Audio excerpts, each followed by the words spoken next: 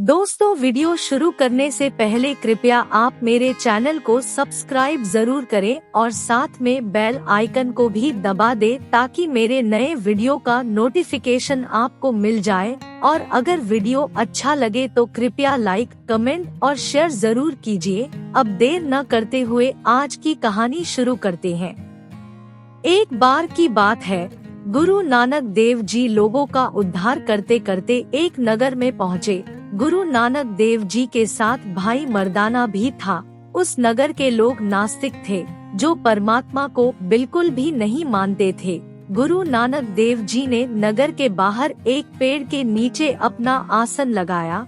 गुरु नानक देव जी ने मर्दाने को रबाब बजाने के लिए कहा और खुद गुरु जी शब्द गाने लगे। गुरु नानक देव जी की मीठी वाणी हवा में किसी सुगंध की भांति फैलने लगी। उनकी मीठी वाणी में ऐसा जादू था कि उस नगर के लोग गुरु जी की तरफ खिंचे चले आए और गुरु जी को माथा टेक कर उनके सामने बैठ गए और बड़े ही प्रेम प्यार से उनका शब्द सुनने लगे। शब्द पूरा करने के बाद गुरु जी ने कीर्तन भी किया। कीर्तन पूरा होने के बाद कुछ लोगों ने गुरु जी का सिख बनने की इच्छा जताई। गुरु नानक देव जी ने उनका प्रेम देखकर उन्हें अपना सिख बना लिया और उन्हें वाहेगुरु नाम की दात दी। संगत में एक औरत भी थी जिसका नाम साहिबा था। उसने गुरु जी को बताया, मेरी शादी को अभी थोड़ा समय ही हुआ है, लेकिन मेरा पति बहुत शराब पीता है और शराब पीने के बाद उसे होश नहीं रहता। अगर मैं उसे शराब पीने से मना करती हूँ तो वो मेरे साथ मारपीट करता है, इसलिए मैं अपनी जिंदगी से बहुत परेशान हूँ। गुरु नानक देव जी ने उसको दिलासा दिया, बेटी तेरी परेशानी करतार तक पहुँच गई है, करतार खुद तेरे दुख दूर करेंगे। जब गुरु नानक देव जी ने ये वचन कहे तो साहिबा बहुत खुश हुई। उसने गुरु जी को माथा टेका और खुशी खुशी अपने घर चली गई। साहिबा का पति ड्राइवर था, वो ट्रक चलाता था। शाम को जब वो घर वापस आया तो उसने अपने पति को बताया कि नगर के बाहर बहुत बड़े संत आए हैं, जिनके दर्शन करने के लिए पूरे नगर के लोग जा रहे हैं। आप भी कल मेरे साथ उनके दर्शन करने के लिए चलना। साहिबा की बात सुनकर उसका पति उस पर गुस्सा करने लगा कि तुम क्यों गई थी मेरी इजाजत के बिना ऐसे किसी संत से मिलने। वो आदमी शराब के नशे में गुरु जी को भी अपशब्द बोलने लगा। गुरु जी के बारे में गलत सुनकर साहिबा बहुत दुखी हुई और रोने लगी।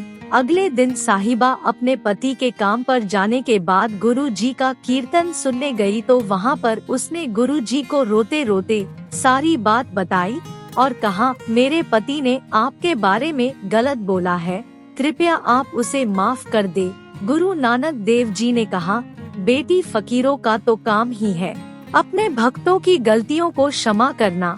तुम चिंता मत करो, अब अपने घर जाओ, तुम्हारी परेशानियों का अब खत्म होने का समय आ गया है। साहिबा ने गुरु जी को माथा टेका और जल्दी जल्दी अपने घर की तरफ चल पड़ी, क्योंकि शाम का समय हो गया था और उसे डर लग रहा था कि कहीं उसका पति उससे पहले घर न पहुंच जाए। लेकिन वाहेगुरु को कुछ और मंजूर था। जब वो घर पहुंची तो उसका पति पहले ही घर आया हुआ था। साहिबा ने डरते डरते घर के अंदर कदम रखा तो उसके पति ने गुस्से में पूछा, कहाँ गई थी? साहिबा ने बताया कि वो गुरु जी का कीर्तन सुनने गई थी। जैसे ही उसके पति ने गुरु जी का नाम सुना तो वो गुस्से में पागल हो गया और साहिबा को मारने लगा और गुरु जी के बारे में भी गलत बोलने लगा। और फिर वो गुस्से में अपना ट्रक लेकर तेज रफ्तार से चलाता हुआ कहीं निकल गया। साहिबा सारी रात रोती रही और गुरु जी को याद करती रही और अपने पति की सलामती के लिए गुरु नानक देव जी के आगे अरदास करती रही। अगले दिन सुबह सुबह कुछ लोग उसके पति को लेकर घर आए। उसके पति के माथे पर पट्टी बंधी हुई थी और उसके शरीर पर चोटों के निशान भी थे। साहिबा ये देखकर घबरा गई। जब लोग उसके पति को घर छोड़कर चले गए तो साहिबा ने उससे पूछा, आपको ये चोटें कैसे लगी और आपका ट्रक कहाँ है? तो उसने बताया रात को गुस्से में जब वो ट्रक लेकर निकला तो नशे के कारण बहुत तेज ट्रक चला रहा था। तभी पता नहीं एकदम क्या हुआ, मेरा ट्रक एक पहाड़ी से जा टकराया और इतनी जोर से टकराया कि ट्रक का अगला हिस्सा बिल्कुल पिचक गया और मैं उसमें दब गया। साहिबा, मुझे उस समय ऐसे लगा जैसे मेरा आखिरी समय आ गया है, क्योंकि एक्सीडेंट इतना खतरनाक था कि जिंदा बचना नामुमकिन था। मैं तो जीवन की आस भी छोड़ चुका था। लेकिन तभी एक दाढ़ी वाले बाबा आए जिनके चेहरे पर बहुत चमक थी। उनको देख कर मुझे लगा जैसे भगवान खुद मुझे बचाने आ गए हैं। उन्होंने मुझे ट्रक से निकाला और डॉक्टर के पास लेकर गए। जब डॉक्टर मेरा इलाज कर रहा था तभी बाबा पता नहीं कहाँ चले गए। मैं उनका शुक्रिया भी नहीं अदा कर सका। साहिबा समझ गई थी उसके पति को बचाने वाला कौन है, लेकिन वो कुछ नहीं बोली। अगले दिन साहिबा ने अपने पति से कहा, आप एक बार मेरे साथ गुरुजी के दर्शन करने चलो, उसके बाद अगर आप कहोगे तो मैं भी नहीं जाऊंगी। साहिबा की बात मानकर वो उसके साथ चल दिया। जैसे ही वो गुरुजी के कीर्तन में पहुँचे, साहिबा के पति की नजर जैसे ही गुरु नानक देव जी के ऊपर पड़ी तो वो हैरान रह गया, क्योंकि सामने वही बाबा थे जिन्होंने रात को उसकी जान बचाई थी। वो गुरु नानक देव जी के चरणों में गिर पड़ा और अपनी गलतियों की माफी मांगने लगा।